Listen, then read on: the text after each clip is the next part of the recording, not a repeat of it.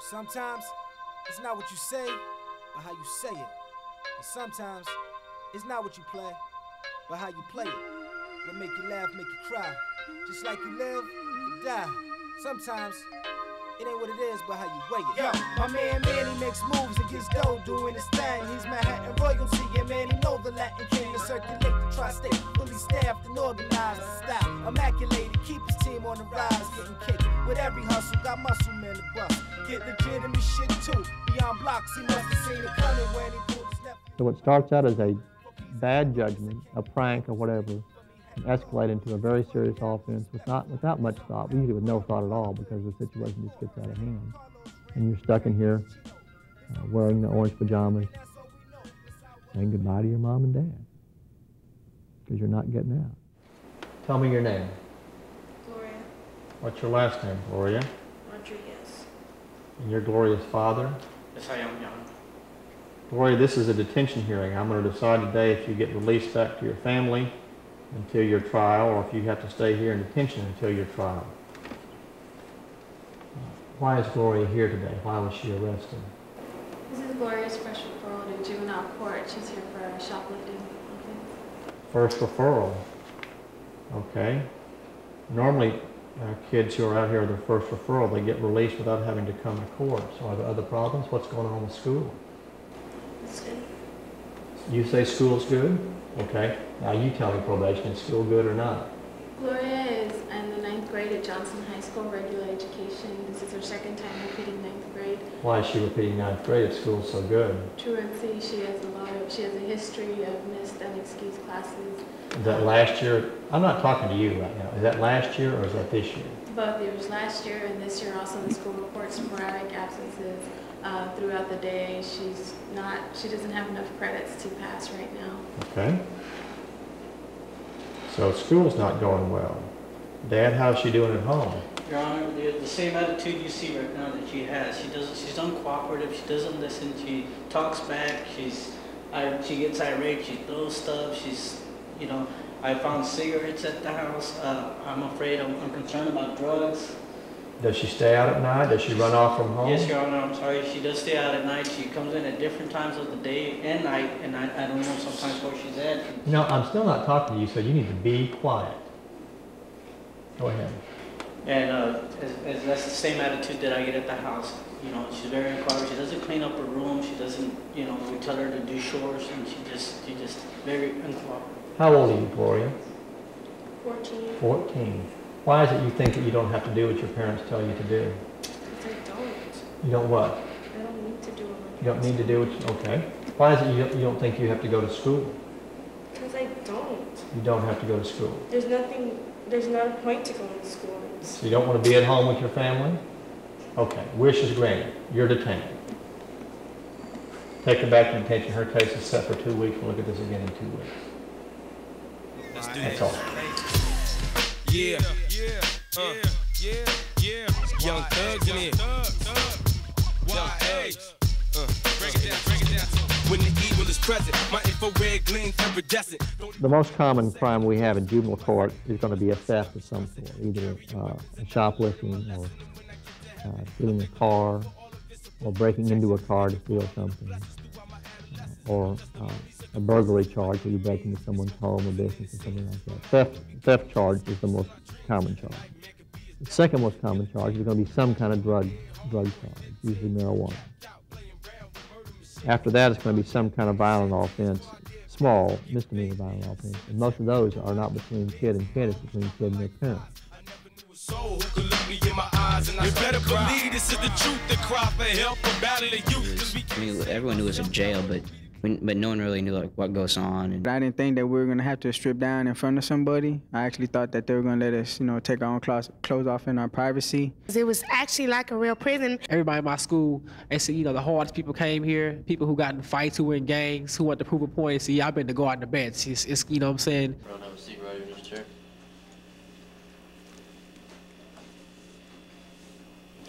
I'll ask you a few questions, just need to give me some information.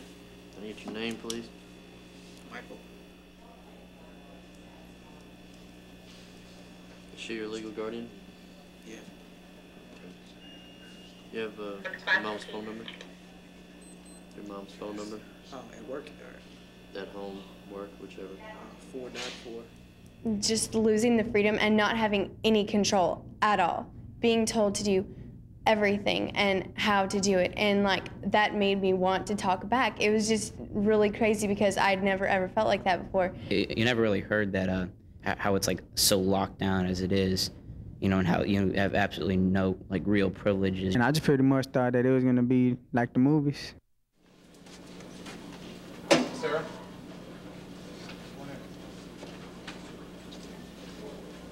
Have a seat in that chair right there.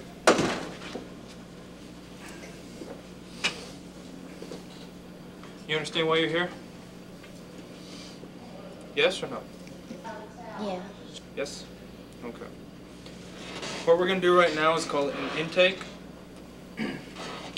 What I'm going to do is ask you some questions, not about the offense. I'm not concerned with that. That'll be dealt with later. What I'm going to ask you about are things like what's going on at home, what's going on at school, if you're using any kind of drugs or alcohol. That stuff's real important to me. Because at the end of this whole process, I have a decision to make. The decision I make is whether to release you to your parents tonight, for you to come to court later, or whether to detain you today, in which case you'll see the judge tomorrow, and the judge will decide whether you go home or stay. And you can't talk unless you're told to talk. You can't stand unless you're told to stand. You can't go to the bathroom unless you get permission. There's so many restrictions. You can't do nothing without somebody telling you what to do. When you're in quiet time in your own room, there's nobody else there, and all you can do is sit on the floor and think. It's just isolation from everybody from the outside. You get a really different perspective on life because you have to think about your actions and you have to think about what you did while you're sitting in a cell by yourself. Well, when that door closes, there it is right there. You're stuck. You can't go nowhere. You can scream, you can cuss all you want to. That door ain't gonna open. It ain't nothing nice when other people are making your decisions for you. Okay, Stephanie, why don't you come on in and have a seat right here. All right. I notice this is your first time in, and I just want to kind of briefly describe to you what the nurses are here for. We're here for you. We're here 24/7, okay? So if you have a problem or if an emergency arises, we deal with it right then and there. So you don't have to be fearful of what if something happens, okay? Okay, first thing we need to do, Stephanie, is turn your head toward me, kind of bow it down, and I need to take a look at it, see if there's any kind of scalp problems. You don't have any itching going on or anything? Okay. What about bruises? Do you have any bruises on you or scars I need to be aware of? I notice there's one right here. Okay, we'll go ahead and chart that. You notice anything going on with any rashes with you? Okay. Imagine, I don't know why people come in here and say, "Oh, it's so fun." This is not fun. You're controlled. Everything people say to you, you have to do. You don't control nothing when you're up in here. You just gotta listen to somebody. Like here, it's major control, and you can't, and you have to think about everything before you do it. You have to think about.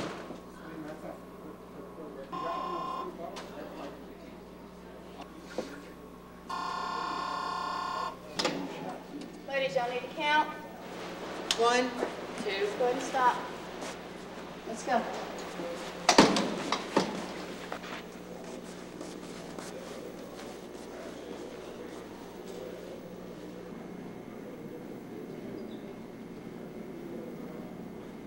You have 10 minutes to brush your teeth, take a shower, do your hair, do anything that you normally do in the morning to get ready for school that usually takes like 45 minutes or half an hour or something like that. I felt like I was a 3-year-old once again. I had to raise my hand whenever I had to speak. And you can't be someone that you want to be. You have to be someone that you're told to be. And that's not comfortable. All right, fellas, so 6 o'clock. It's time to get up. Now come on and have a seat on the couch. It's quiet time. Come on out, have a seat on the couch. It's quiet time. Put your shoes on. Come on, young man, let's wake up. Let's go, let's get up.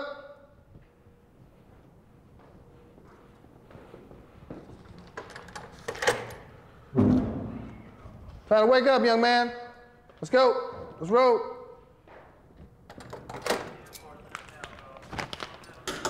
Rise and shine.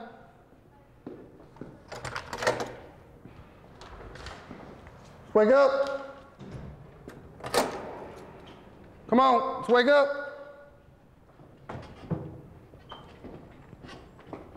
Excuse me. Let's go, come on.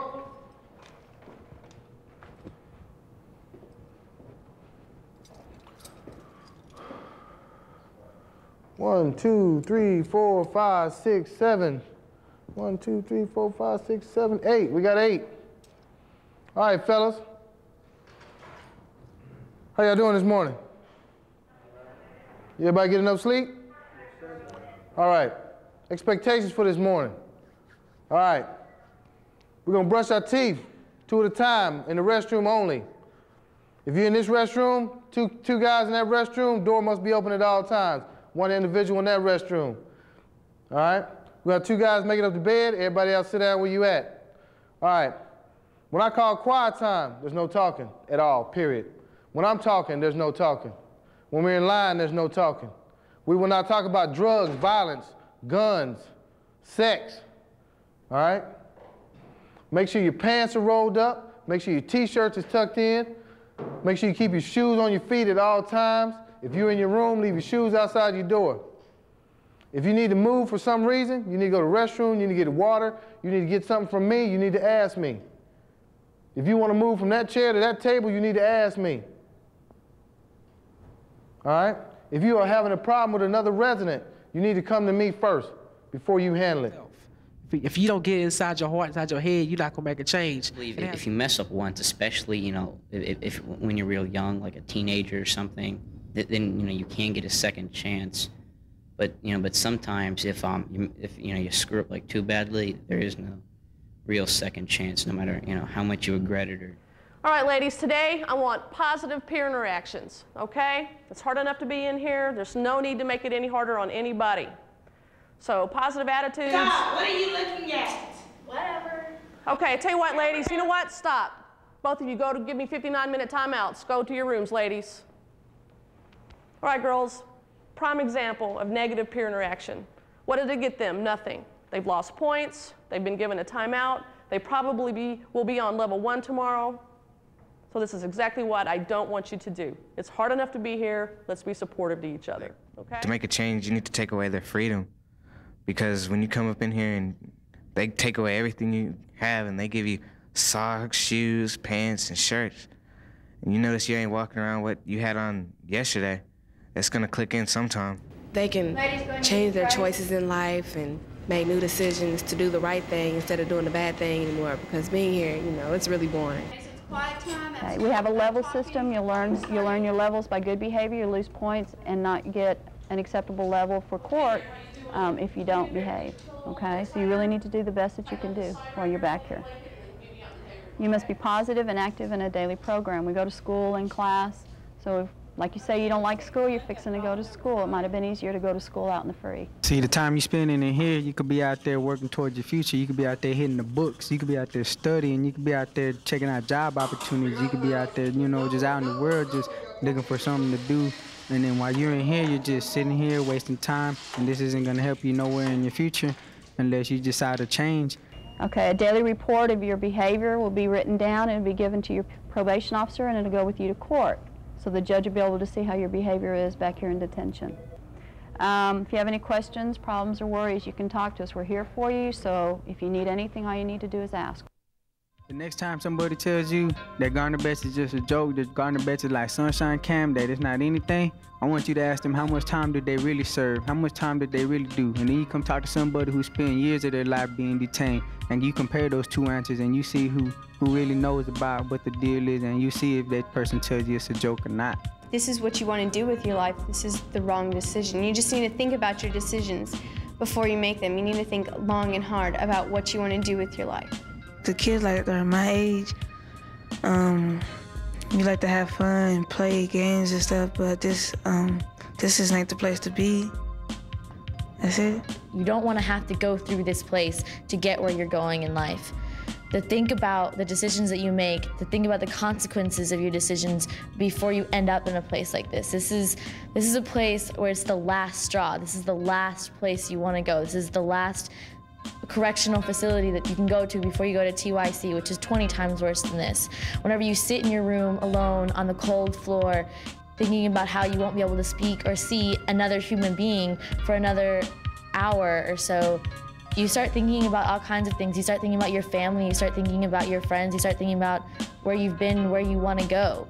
And think about that now. Don't wait until you're sitting in a cold cell to think about where you want to go in your life. Think about it now and think about the choices that you're making so you don't have to do that.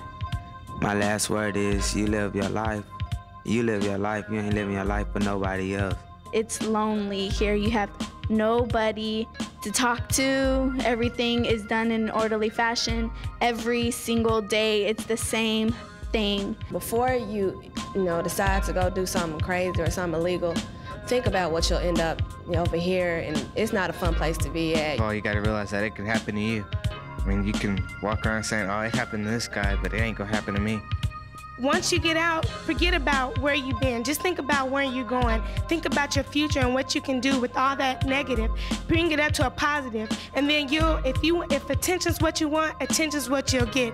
But you'll be looked at in a positive way. To anyone who's who thinks it's cool to go through Gardner Betts, and who think it's like a rite of passage, it's not at all. Life is such a valuable thing, and you take it for granted every single day.